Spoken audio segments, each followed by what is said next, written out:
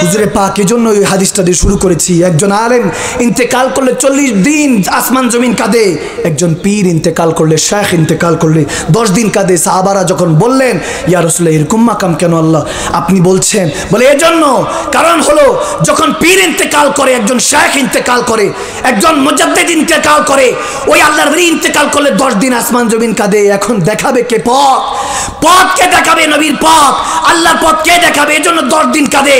কিন্তু যখন আলেমে দ্বীন ইন্তেকাল করে 40 দিন আসমান জমিন কাঁদে, এজন্য বেশি বেশি 1 মাস বেশি কাঁদে। এখন এই পীর চিনাবে কে?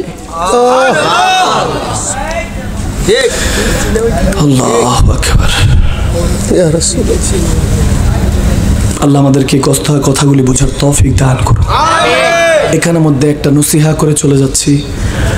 হযরত আবু হানিফা ইমাম আযম রাদিয়াল্লাহু তাআলা তিনি এটা বর্ণনা করেছেন। জালালউদ্দিন সুয়ুতী আলাইহির রাহমা সবসময় সবাইকে বলতেন, তুমি যদি কিছু হতে চাও তাহলে বড় আলেমে দ্বীন হও। সুবহানাল্লাহ।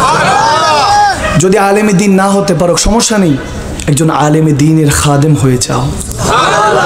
যদি আলেমে দ্বীনের খাদেম না হতে পারো তাও সমস্যা নেই, আলেমে দ্বীনদেরকে দেখে অন্তর থেকে দোয়া করো, ভালোবাসো। যদি তাও না পারো, 4th নাম্বার বলেছে অন্তত আলেমদেরকে কখনো গালিগালাজ করা যাবে। আল্লাহু আকবার। এই 4টা বিষয় বুঝার আল্লাহ আমাদেরকে তৌফিক দান করুন।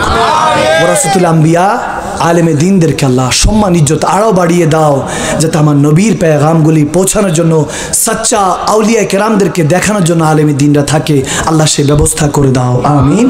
ইনশাআল্লাহ আজকে আমরা এখানে তো তবরকের জন্য আসি নাই, তবরকের জন্য এসেছি, সমস্যা নেই। সবাই সবাইকে ভালোবাসবেন, সম্মান করবেন, 5 ওয়াক্ত নামাজ পড়ার চেষ্টা করবেন, ধমক দিয়ে কাউকে বলবেন না। তাহাজ্জুদ গুজার নিজে হয়ে যান, দেখবেন সন্তান 5 ওয়াক্ত নামাজি হয়ে গিয়েছে।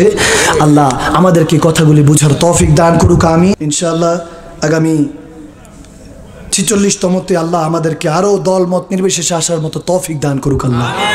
আল্লাহ আমাদের মতো জাহেলদেরকে এই সব ভাইরাল থেকে হেফাজত করে সাচ্চা আলেমদেরকে এই জায়গায় এসে কথা বলার মতো, পীর মাশায়েখদেরকে চেনার মতো তৌফিক দান করুক, আমিন।